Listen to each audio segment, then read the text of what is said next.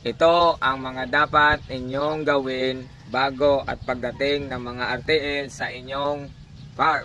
Ayan. Una, isang linggo bago dumating ang RTL, siguraduhin malinis ang layer cage, building, mga materyales at ang paligid ng farm upang sa ganon ay hindi magkasakit ang mga manok, lalo na at nasa bago silang environment.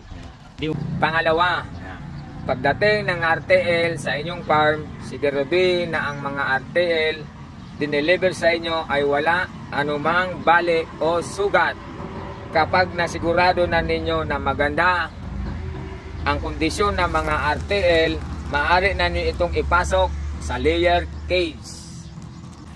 Pangatlo,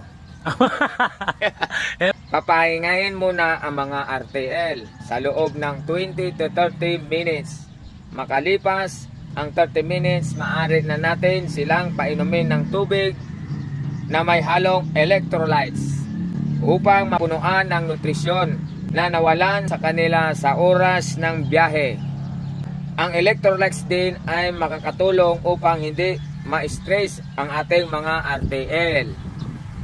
Makalipas ang 4 na oras na magpapainom ng electrolytes, i-drain na ang tangke at lagyan ng puro at malinis na tubig.